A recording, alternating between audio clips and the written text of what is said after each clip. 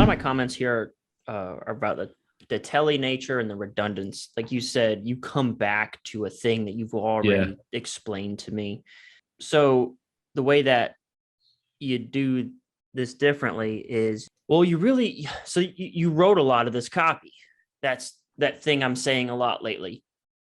Wrote this copy is explaining to me what this problem is instead of just showing me with research, right? So like you have a page where you're explaining it. You individually are writing to me how this goes down. And then you start throwing in research, and this causes like a big, beefy, fluffy sandwich.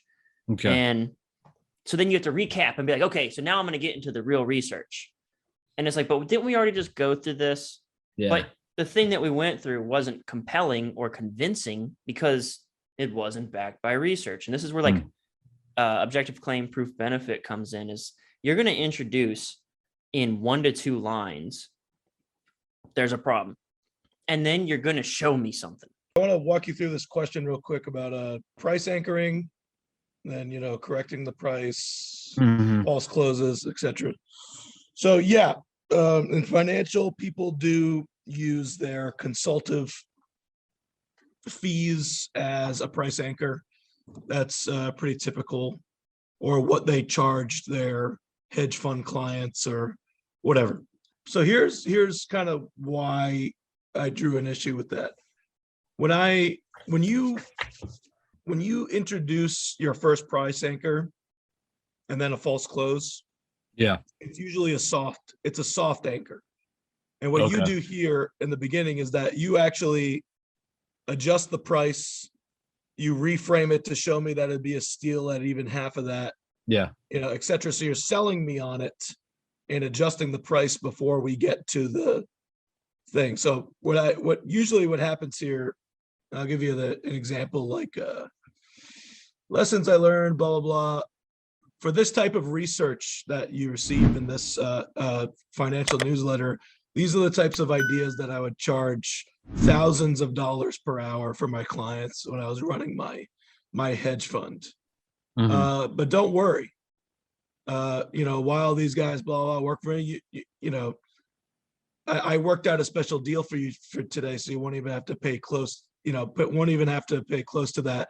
Before I give you all the details, let me move on to all this other stuff. It's soft, and then it's a false close, and then you move on. I don't reframe it to say, hey, and even at half of my hedge fund fees, it's still a deal.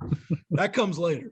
Okay. See what I'm saying? Yeah. Like it's just anchoring me up here to show that this is very valuable, and that it once upon a time with my old stuff, this cost people tens of thousands of dollars, just for an hour of my time. Gotcha. So it's just an anchor. That's all it's doing, is just anchoring in my mind.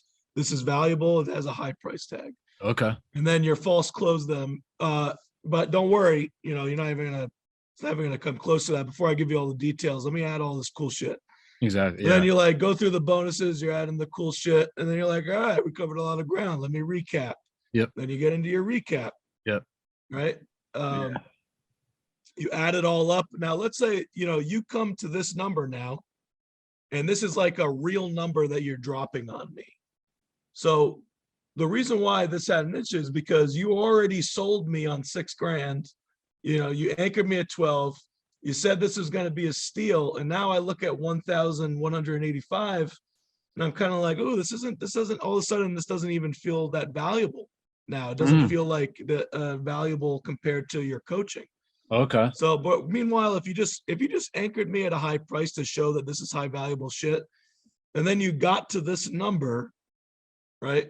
And you said, yeah, that's a total retail value of this number, right? By the way, I think your main offer should have a higher value. These two make up the main offer most. Okay. Okay. I don't know. This stuff, yeah, I guess you get away with it. So you get to your number, and then you say, that's a total retail value of this. And then you can say, like, but remember, I said that before, like I charge clients, tens of thousands of dollars. So even at this price, it's a steal. even at 1,185, it's a steal, but you're not even going to pay close to that. You see what I'm saying? Now it's kind of like, oh, got it. Okay. And then it's like, you know, like I want to reward you. Blah, blah, blah. I'm gonna cut it in half. And then you have, that is price anchoring. Yep. Value stack, price adjust, true price, price adjust, final price. Okay. Cool. Does that make sense? It makes perfect sense. Yeah. What's up, Copy Squad? I hope you found that useful, and if you'd like to actually join our private conversations in full and get some of this actionable advice for your copy or business, I invite you to check out copysquad.net/join. Here you can sign up for our highest, most exclusive level group, the Copy Squad Inner Circle. Every week we alternate between two types of live meetings to keep our conversation fresh around copy and continually grow our skills together. So one week we take member submissions and questions and we go over user copy, and then the next week we'll do sales letter breakdowns of top tier 7- and 8-figure sales letters by some of the best copywriters and businesses in the game. So that rotates every week. One week we take submissions, the next week we do a sales letter breakdown. These calls are attended by myself, my current writing team, and even some of my previous writers are also regulars on these calls. So there's top tier talent attending all of these calls. We also have a brand new Slack channel for members to share ideas, their copy, experiences, insights, and keep up with our program announcements. So all you got to do is go to this page, copysquad.net/join. Choose whether you want a yearly or monthly membership, and then you can have access to one of the highest performing, most elite copy groups on the planet. Thanks so much for tuning in, and peace out, Copy Squad.